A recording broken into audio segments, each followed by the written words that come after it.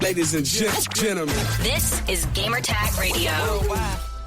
Welcome to a brand new episode here at Gamer Tag Radio. This is Danny Pena, and also joining me, the man, the myth, and the legend, and knows how to cook from the Spawn on Me podcast, Khalif Adams. What's up, Khalif? What up, fam? Happy to have me here rocking with you. Always excited to be doing the thing and talking about, I think, one of the best games I've gotten a chance to play in a long time. So excited to get a chance to hang out. You know what? It's interesting that last time I had you was for the Assassin's Creed Shadows. Uh-huh.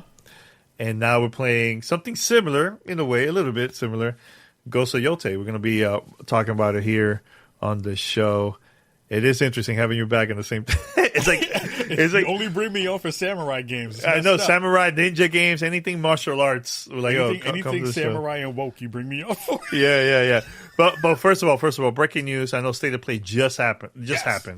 It just finished a couple minutes ago, man. Very quickly, your thoughts, because I tell you my thoughts, but go ahead. I think it was a really solid State of Play. Like, I kind of go into State of Plays these days being like, all right, what are we going to get? Mm-hmm. Is it going to be nuts? But I think they had a really good, strong open. They had a really good, strong closing. There were a couple of games in the middle that I was really personally excited for that no one is talking about, surprisingly. But I thought they did a really good job. They nailed what they were trying to do for this kind of State of Play towards the end of the year, especially. So kudos to Sony and PlayStation. Yeah, they have a pretty good lineup for 2026. I mean, 2026 looking crazy. It's looking nuts. 2026 is going to be so stupid. Like, it's going to be so unreasonable with how many good games are going to be coming out. So, again, it is the weirdest time to have all of these kind of external forces happening in terms of, like, tariffs and the economy and all this stuff, and then being like, look at all these games that are coming out in the next year. So, I'm excited. There's a lot of good stuff. Yeah, I'm all about Saros, man. Like, look, don't get me wrong. Wolverine looks really good. I'm very excited to play that. But, I like Returnal. Yes. Is my favorite game of this generation, period. Yeah. Like, there's no other game topped it for me, personally. Did you play it co-op at all? Yeah, I play it co-op. Okay. Yeah, we should play some Returnal co-op, because I'm with you on Saros. I'm hoping that they add that into it, and I'm hoping that they got a lot of learnings from the first game that they're now putting into this one, because I think they did a really good job of pulling that stuff in. But really quickly, because I know we're going to pivot to what I really want to talk about. My game of the show, because, I mean, Wolverine is there. I'm a huge Wolverine fan. Love that. That's like my favorite character. But Let It Die is getting a new game. That game is the one that I want the most. Really? Okay, good. It's a weird game that nobody played and had a whole bunch of weird issues when it came to its online capability stuff. But I love that series, and I'm dying I want more of that. So Let It Die coming back. I'm hyped for that. Anyway.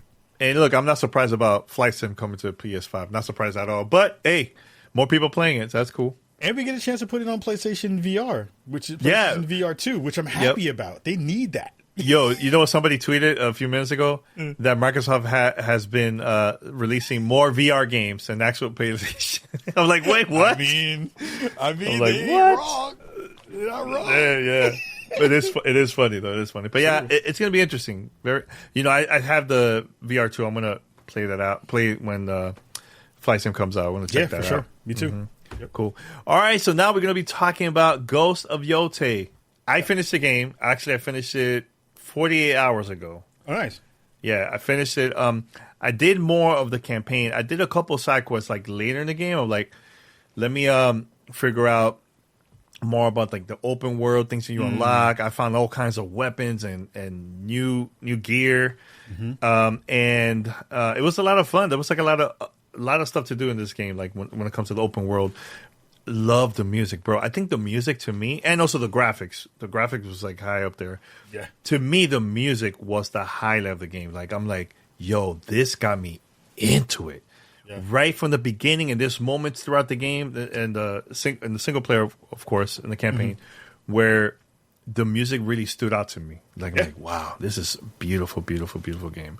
Yeah. Really enjoyed it, man. Now, I know people are probably going to be asking, should I play performance mode or quality mode? And to tell you the truth, look, I don't have the Pro. I have the regular PS5 digital version, actually.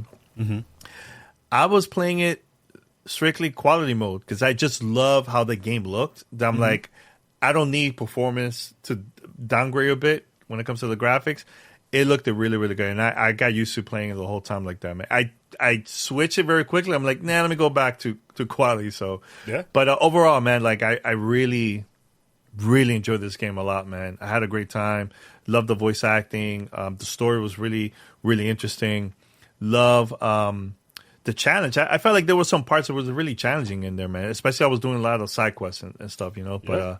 But I want to know your thoughts, man, because I know this is the year of like ninjas and like martial art games, like so many beautiful games and great games that have been coming out this year when it comes to that type of genre.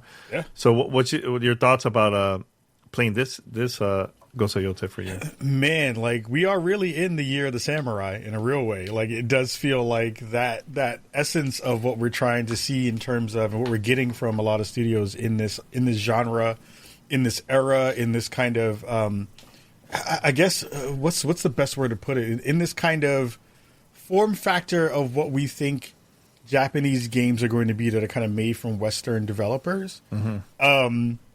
I had so much fun with Ghost of Yōtei. Like, as a person who did not like Ghost of Tsushima, and was fairly disappointed in the way that the storytelling went and the way that the narrative went, mm-hmm. and the character of Jin Sakai, who I thought was very, very flat. This new version of this game in this world with Atsu being the main protagonist really brought something special to the table in a way that I didn't expect. And I was really hyped to be able to see not only Erika Ishii, take on the role of this character and have their likeness be the one that you see during the game, mm-hmm. but the way that Sucker Punch leveled up literally every aspect of this game, the visual fidelity of it, like you spoke about, the music, like you said, which was stunning and beautiful and like really brought something that was important, not only just from a kind of just like auditory sensory thing, but from a storytelling perspective. Like it really did pull you through the game in a cool way. And they added some extra kind of musical notes to this with Watanabe mode, mm-hmm. Which I thought we'll talk about later because I have some thoughts about that. But I thought this was a banger. Like if people are thinking about if this is a game that they should go cop, absolutely.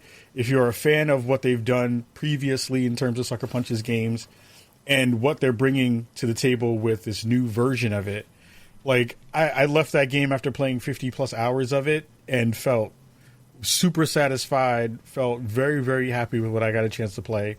And again, wanted even more of it after that. Like I went right back into the game after I finished my 50 hour and got to the end of the story and went right back in to go get more collectibles and go check out some of the side stories and the other stuff because I played a fair amount of both throughout my time with it. So, yeah, Ghost of Yōtei is definitely one of the best games of the year and probably one of the best games Sucker Punch has ever made. Yeah, so here's my question because I noticed that we've both been pronouncing it differently. Yeah. So which is the correct way then to pronounce this? I hear people. Thought it was Yōtei. I thought it was Yōtei. So I'm like, I don't know which Tay. I mean, all I know is in my review, I messed up Watanabe when I said it. I said Watanabe. I said something real messed up, so I apologize when you go watch the video because I didn't remove it. I didn't change it because I was tired. It's all good. It's all good. But I was like, I thought it was Yōtei, but Yōtei. We'll figure it out when they say it again. It's all good. It's all good. Look. Yeah. Ghost. There you go. Somebody in the comments, you'll put the pronunciation in there. Put it in the comments. Let us know where we got it wrong, and then we'll fix it. It's all good. It's all good. But yeah, man. What was like your favorite? There's multiple different type of weapons that you could use. Yes. Which one was your favorite one for you? Because I was always with the it was a square button. Regular sword, not the long sword. Oh. So and I know you could also use double, but yes. I didn't use that much. I feel like that was like a little bit weak in my opinion. But it was really good. Yeah, the spear. But it was really good at like blocking and attacking, depending of like what type of weapons the enemy will use. But I just love how how it was changing the weapons and all that stuff, like all those things that you could do in this game. So. Really enjoy it. But my favorite was, and I'm going to mispronounce it, so I apologize again. It's Kyusurigama, which was the chained weapon. So it has a ball, has a weighted ball on one end, and basically a chain that connects it to the end of a sickle. That was my favorite. I really liked the Yodachi, which was the really big sword, the really The long one, really big long sword. Yeah. That was my favorite because it just felt really good to swing it around, and it was heavy, and it felt like when you hit somebody with that thing, is like did real damage to people. But I think, in a weird way, the ranged weapons were some of my favorite ones in the game. Like you had basically like almost a musket gun, like you had a matchlock rifle. Which I thought was really, really cool because they added some more like ability to kind of move people away from you. But the ball and chain basically was my favorite. Of all the weapons. That joint was dope. Nice. You know, after a while, I was like, man, I feel like Atsu is rocking and carrying a lot of stuff. The guitar, the weapons. I was like, right? I was like, yo, it's a lot.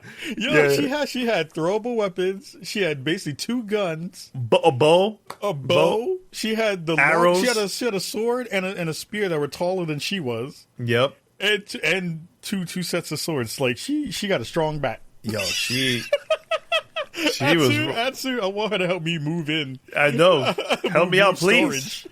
Help me out, please. Do you have a PlayStation Pro or no? Yes. So I played it on PlayStation Pro. Yeah.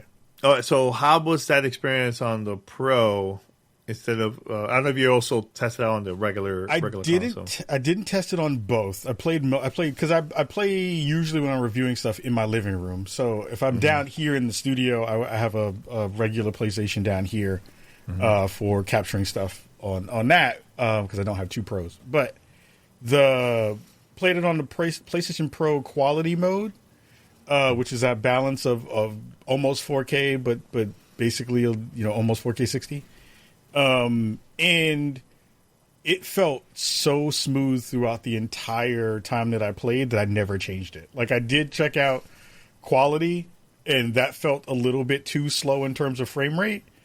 But then when I went to the PlayStation Pro mode and played the rest of it, it just felt perfect. It felt like the best matchup of visual fidelity and frame rate throughout the rest of the game, and it just didn't chug ever. Like I have to give a bunch of love to Sucker Punch for the way that they developed this game because it was no bugs. I had no crashes throughout the entire time that I played it. Like I got stuck in a wall once, and it was because I had jumped into this weird space, but then the game got me out of that space, or at least I reloaded in and I was in a good spot. And it just ran really buttery smooth throughout the entire time that I played it, so it was good. Yeah, same here. Same for me, too. Now, my other question for you, because I know you played the previous game, Tsushima. Yeah. So people are probably going to ask, is it the same thing? Is it the same type of vibe? I mean, it's kind of the same vibe in a way. But I feel like this one, I feel like the story was different in a way where it's more about, and this, of course, there's twists and stuff like that, but I don't want to say much. But it's a lot to do with family, and the other one a little bit too when it comes to like family too. But I felt like it was a little bit different. I prefer. Go ahead. And I agree. I think because I'm also trying not to spoil anything because there's some good conversations there. But I think the main difference between Tsushima and Yōtei for me was it felt like Sucker Punch really took some time to develop their character with Atsu. It never felt like Jin Sakai was really a fully fleshed out, developed character. They had motivations in terms of revenge for the death of their father in that game. And this game is also a revenge game in the way that it works. But the way that this revenge games feels is I never felt like Jin was a badass. Atsu feels like a badass. Like Agreed. Atsu feels like that character knows what she wants, is going for what she is trying to do, and has a very specific goal. That very specific goal carries that character and not only carries them throughout the entire kind of like story arc, but makes the other characters that you wind up meeting have more consequence and have more weight. It felt like everybody who I met throughout the world, even if it was a kind of small snippet of a character or what they were kind of coming to the fray or coming to the story with, it tied into Atsu's story fairly well. Jin's was very disparate. You were doing a bunch of stuff, meeting people, and people kind of were like, well, why are you here? Like, you're here for a reason. But it never felt like that. Atsu always felt like there was a mission to be held, and everyone, even if they didn't know that they were a part of it, were a part of that story. Yeah, and another thing that stood out to me, I feel like, and look, there's things that Sucker Punch probably learned from the previous game. Sure. This one I feel like is more colorful. Yeah. It's very out there when it comes to like the colors. It's popping like crazy, right? So more than the previous game. Do you agree with that? Because I felt that I saw it from like the beginning. I'm like, wow, this game looks beautiful. Yeah, like really, I think they figured out a way. Like it was hard to make Ghost of Tsushima prettier, but they made Japan even more beautiful, right? Yeah. Like they do stuff with fog in this game and light in this game that I just like sat there and looked at the screen for a minute and was like, I can't believe I get a chance to play this stuff early. I didn't get a chance to see. I didn't get a chance to play stuff like this at all. It felt like what made it really dope was the fact that they had, even in this kind of small space, like because the map isn't huge, but it's big enough that you never feel cramped. But even in that smaller space, they had so many different locales that just felt different whenever you went to it, right? It's hard to make biomes within one big, large kind of country. I mean, that happens wherever you go because that's the way geography works. Yeah, but yeah. The way that they did it in this game and having you kind of push through those places and giving you other spaces to kind of live in and represent that stuff, that also has like ties into the way the actual game plays.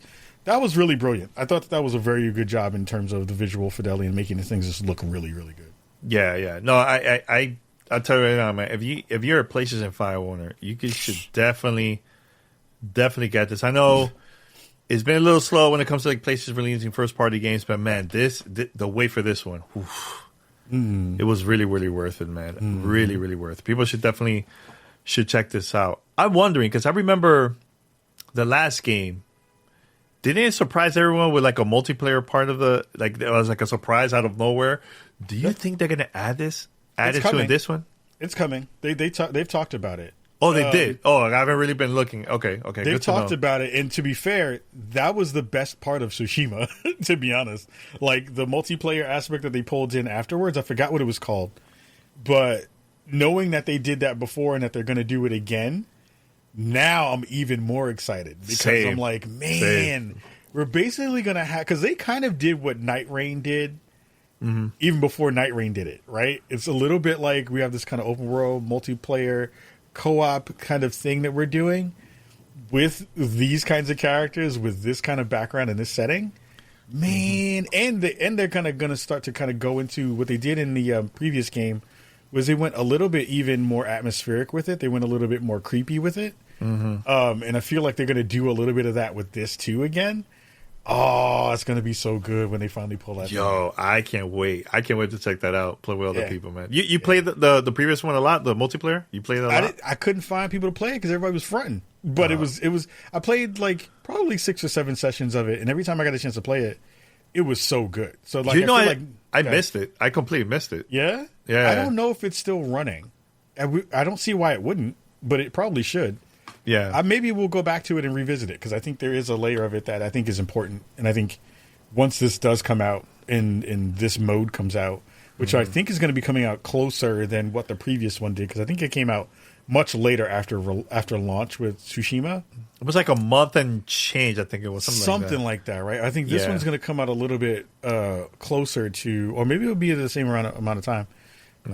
But they didn't talk about it before because it was a very new mode. Now we have an understanding that it's going to be coming, so excited for it. Ooh, we'll see. Yeah, man, I'm very excited to see people actually play this, man. I had a good time, and now that I completed the game, now I could go back and do the bounties and all the stuff that I haven't really finished in the game. And and honestly, I never had a boring time at all with this game. Like, this game was fun from the beginning and to the end. Did you have any specific moments that you can talk about, or either kind of like gameplay additions that came into this version of it, or I'm not going to say specific characters because I do have some specific characters that I really I want, but I can't say. I can't say. I can't. Yeah. But were there any moments in it that really kind of just like, ooh, this is a cool part of what they're doing with this new story? Ooh, that's a great question. Because because I played the first one, the Ghost of Tsushima, not as much. I never completed it, by the way. Oh, okay. Yeah, I never completed, so I can't compare with versus that. Sure. But to me, that stood out the most was the challenge with the bounties. There was some bounties that took me a while to complete it, and I was always searching for more. And also I noticed the amount of items that you unlock in the game just by doing side quests. Because at the beginning I was just doing a lot of the single player main campaign, right? And Rhea was like, I think you should do side quests so you could talk about it. I'm like, let me try. Yeah. And I did it for like a couple hours, and I'm like, whoa, look at the amount of stuff I unlocked. Bro, I even upgraded one of my gears. Like, I can't remember the name of it. Yo, all the way, I think it's like 4 levels or more around there. Yeah. Like, I even went on a mission to find some some missing items that I needed for my gear. Yeah. In order for me to upgrade it. And I really, really enjoy that part of like the just the challenge of it, you know, because I played in normal mode. I don't know if you play it more difficult or not. I play on normal usually. Yeah. Normal, yeah. I had a good time. I think that to me that stood out the most for me, like the amount of stuff that you can unlock. Look, put it this way: I went to the supermarket the other day. I think you saw the picture of the Sapporo. They had like a display. They partnered with Sucker Punch PlayStation to promote this game, so it's all over the box and everything. There's even items that you can unlock in there, in-game item, that you could scan it from your phone and add it to the game. I didn't know. Like, I didn't know that. Wow. Yeah, I haven't done it yet, but I should go and scan, either buy or scan it. Because I think somebody said you could scan it and add it in the game. Like, oh, really? Oh, I should do that. Cool. Yeah. But yeah, I think that's the part where replay value, I think that's the part that stood out to me the most, of the amount of stuff that you could unlock in this game. Yeah, I think the side quests in this game were really well done. There are bounties are one avenue for that. There's also basically it's like duels in it, like you had in the first game. Duels. That I think there's a very specific thing that they do in this version of those duels that ramps it up a lot visually in comparison to the first game. I won't spoil it because but you can see it in the review. You can also see it in some of the promotional stuff that Sony has already been putting out. But even those small things add something very special to this game that I think, again, levels it up. I think the biggest compliment I can give to Sucker Punch is it is very rare to have something that has a lot of similarities in it. Like, I think combat is very similar in some ways to the previous game. I think we talked about this offline yesterday, was like, we're happy that the stances have gotten a change in a real way, because it's less about stances kind of matching the person that you're fighting and more about what weapon you're using as a counter to fight those fights. But I think they've done all the small things that level a game up and evolve it in a way that I just didn't expect, but also bring something special. So like the Mike mode, which has the visual change where it's like, you know, the camera gets a little bit tighter. There's more blood and mud stuff that comes up on screen when you're fighting people. The Watanabe mode, which is the lo-fi music mode that they added, which I don't like. You don't like? Okay. I actually didn't. I thought it was just out of place. Like, I think, you know, when and it changes a little bit when you go into an actual fight as opposed to just kind of roaming around the world. But it felt weird me chopping a dude up and being like, yeah, it's a chill music, man. This music is super. They got vibey music while I'm cutting people into pieces. You see blood and everything. Yeah, that's kind of weird, right? I mean, I get it from a you know, kind of anime perspective, but it doesn't really do anything for me. But I like the fact that they put that in there. Like, it's a cool addition to a thing that changes, you know, what would be a kind of standard game in this sphere into something that makes it even more memorable in the ways you kind of think about it. So good job for them to continue to think about how do you evolve a game like this.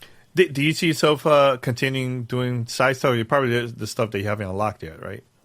There's a couple of bounties that I still have on my board that I need to finish out. There's one major bounty that I need to go finish, and that's a very end game thing that I won't speak about. Okay. But that dude is hard. I can't. He's really. Oh, so you tried it. He's beating my Hey, I played him for like 30 minutes and still can't beat him. Oh my god, He's hard.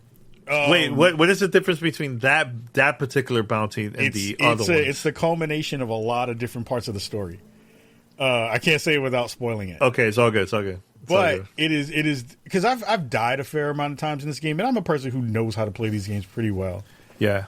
And the battles, like, if you're not paying attention, you have lots of things that can shoot you and hit you from all different angles and all that kind of stuff. Mm-hmm. And some of those fights feel unfair, but most of them feel pretty fair. But I took some L's for real because you're like doing stuff and you're like, oh, that dude just like totally just chopped me up. And I was like, oh man, I didn't have the stuff ready. But yeah, like all of those things just feel like really smart additions to what this game is. And I think combat shines, visual fidelity stuff shines. Like you said, music stuff shines, and all those kind of activities that you have throughout the world of like, oh, I want to go paint a picture, like that's dope. I want to go hunt down a fox and go see where the foxholes are, or I want to go chase my wolf down and go do stuff with the wolf. Like that stuff is in there too to be able to go do so.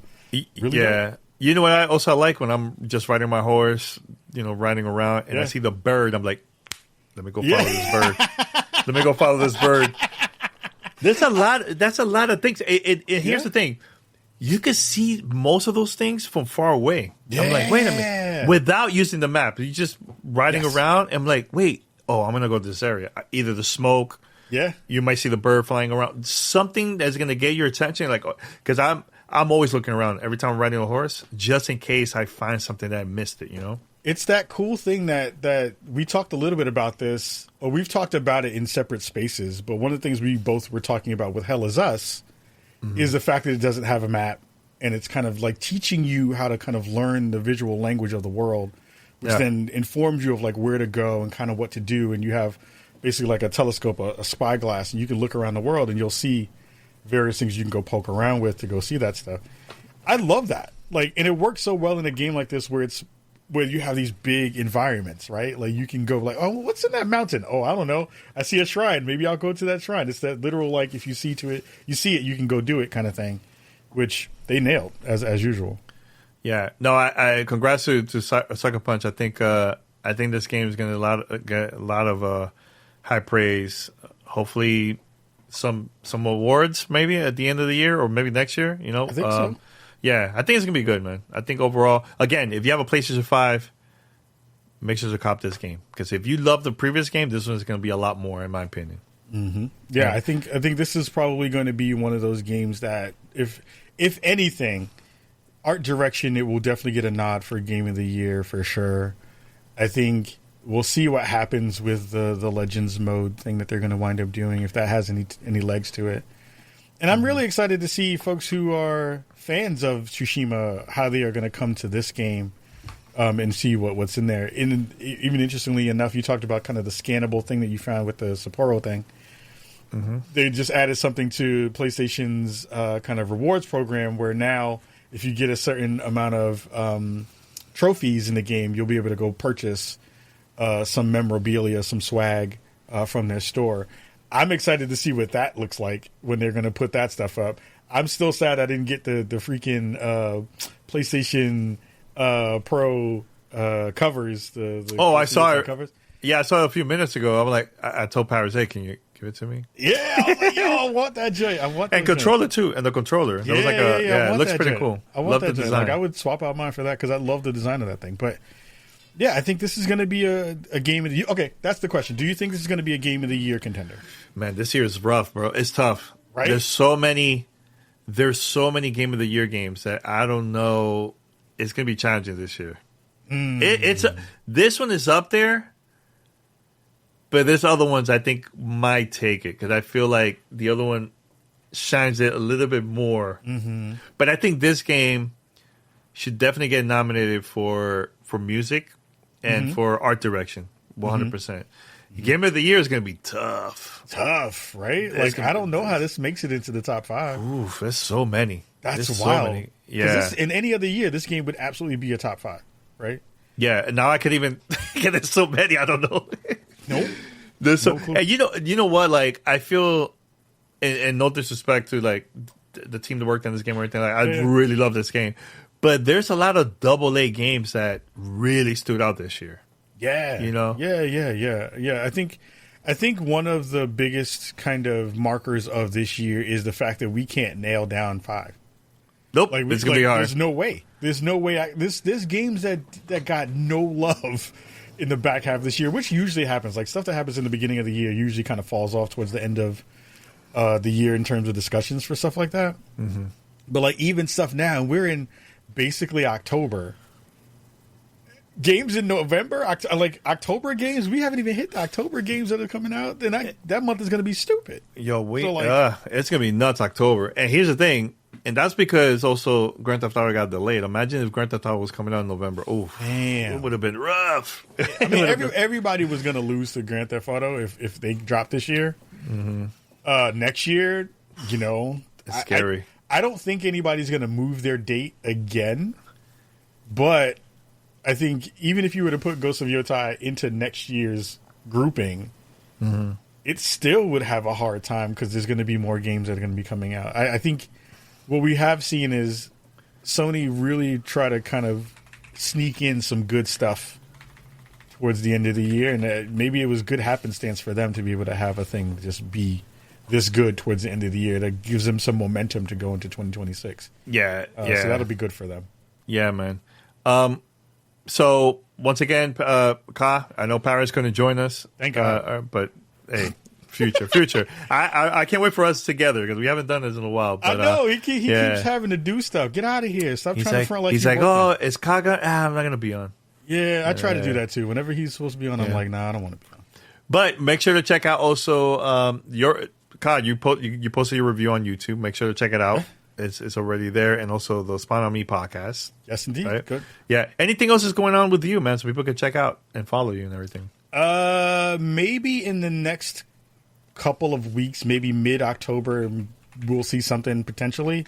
Okay. Make sure you're keeping your eye on Kickstarter because we may be trying to kickstart Spawnies for 2026. For 2026 to see if we can make that happen because we gotta. I miss it. It's stupid that it doesn't exist right now. It needs to, especially with the climate of the world that we need. We need something fun in the space. We need something. You need something to kind of keep your minds off the weirdness and the wildness in that space. And I feel like Spawnies would be a perfect space for that. Mm-hmm. So I may be bugging people out in the world to help us support it and bring it back from the dead. But yeah, there's a lot of stuff that's coming in. There's going to be more coverage for lots of the stuff that's coming out in the next couple of months and going into next year. So I will be very busy trying to record and review everything on the planet that's dropping soon. So definitely check out more of the goodies. And please, if we mispronounce anything, forgive us. It's because I know it's coming. I know it's coming because people are like, again, Yōtei, it's. I'm still kicking myself over that Watanabe thing I messed up. I'm so mad at it because I went to look at it before I posted it today or before I uploaded it, and I said a word that wasn't even Japanese, English, or either both combined. Yeah. Like, oh my god. Well, top of Nate, it sounded like me trying to say acetaminophen.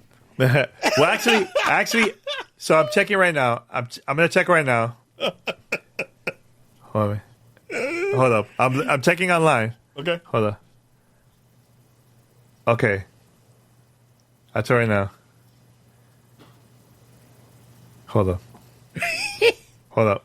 I'm checking. Wait.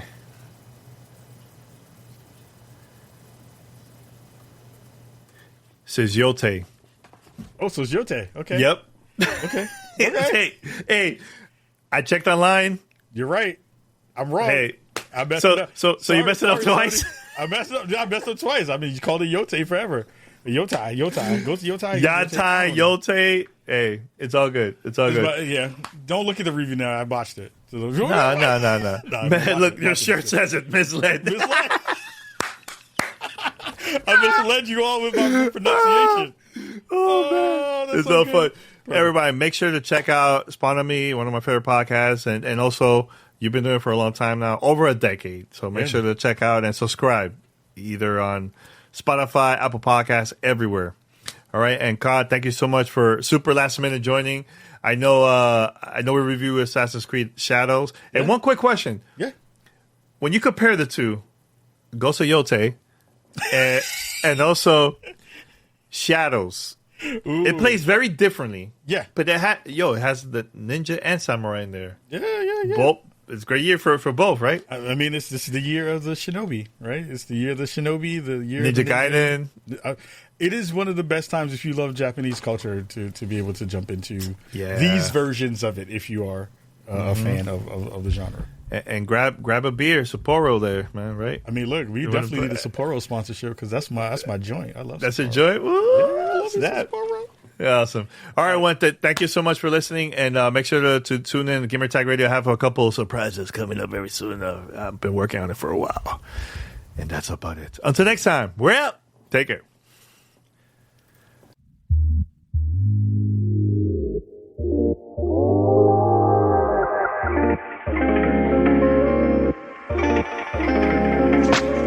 Thanks for listening to Gamer Tag Radio. Be sure to like us on Facebook and follow us on Twitter.